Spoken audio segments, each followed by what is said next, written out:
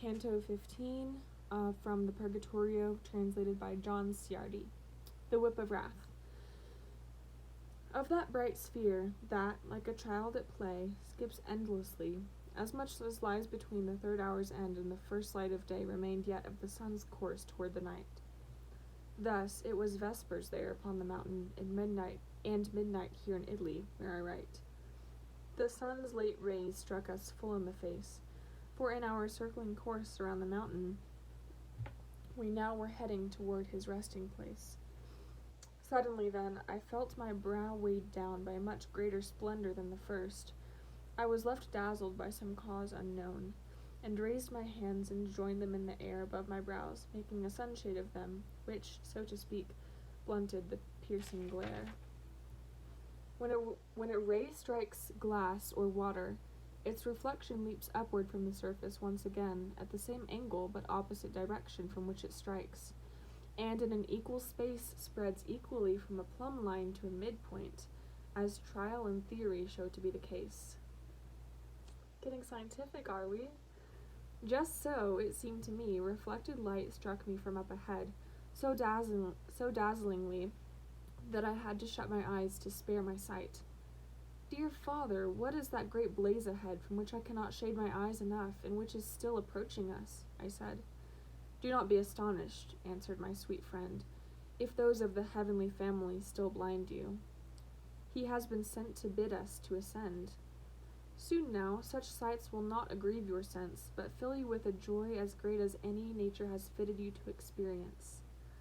We stand before the blessed angel now. With joyous voice he cries, Enter. The stair is far less steep than were the two below.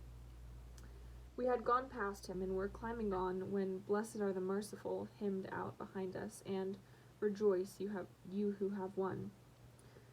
My guide and I were going up the stair, we two alone, and I, thinking to profit from his wise words as we were climbing there, questioned him thus.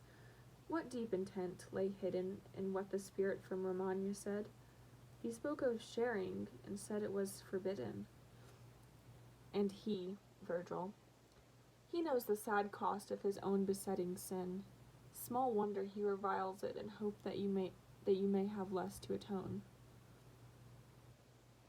It is because you focus on the prize of worldly goods, which every sharing lessens, that envy pumps the bellows for your sighs. But if, in true love for the highest sphere, your longing were turned upward, then your heart would never be consumed by such a fear. For the more there are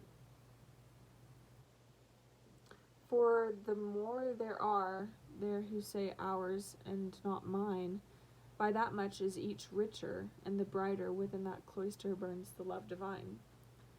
I am left hungrier being thus fed, and my mind is more in doubt being thus answered than if I had not asked at all, I said. How can each one of many who divide a single good have more of it so shared than if a few had kept it? Virgil replied, Because, within the habit of mankind, you set your whole intent on earthly things. The true light falls as darkness on your mind. The infinite and inexpressible grace which is in heaven gives itself to love as a sunbeam gives itself to a bright surface. As much light as it finds there, it bestows. Thus, as the blaze of love is spread more widely, the greater the eternal glory grows.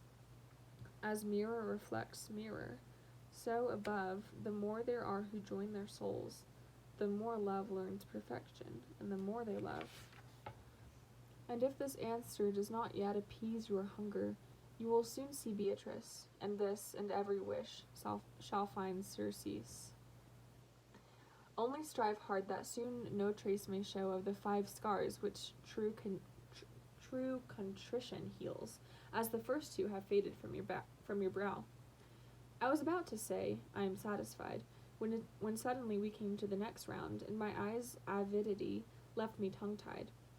Here suddenly, in an ecstatic trance, I find myself caught up into a vision. I see a crowded temple, and in the entrance a lady by herself, her eyes aglow with the sweet grace of a mother, saying gently, my son, why do you treat us so? Your father and I were seeking you in your tears. So saying, she falls silent, and as quickly as it first came, the vision disappears. Another lady now appears, her cheeks bathed in those waters that are born of grief when grief is born of anger. Now she speaks. O Pisistratus, if you are true lord of the city for whose name the gods debated, and whence all learning shone forth afterward, avenge yourself on the presumptuous one who dared embrace our daughter. And her master, sweetly forbearing, in a placid tone, and smiling gently at her, answers thus: What shall we do to those that wish us harm if we take vengeance upon those that love us? Then there appears a wild and murderous spill of people, hate, incensed, stoning a boy, and roaring to each other's wrath. Kill! Kill!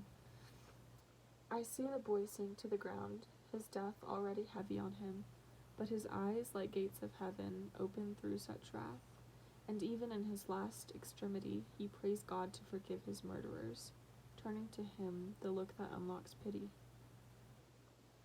When finally my soul could see and feel things which were true outside it, I understood my not false errors had been dreams, though real. My guide, who watched me as I moved along, like one just wakened and still sleep-stunned, said, You barely seem to keep your feet. What's wrong? You've stumbled on now for a good half-league with eyes half shut and legs too wide like one groggy with wine or dropping with fatigue. Oh, my sweet father, if you wish to know, listen, and I shall tell you what I saw, I answered, when my legs were stricken so. Were you to wear 100 masks, he said, to hide your face, it would lie open to me so that your slightest thought might yet be read.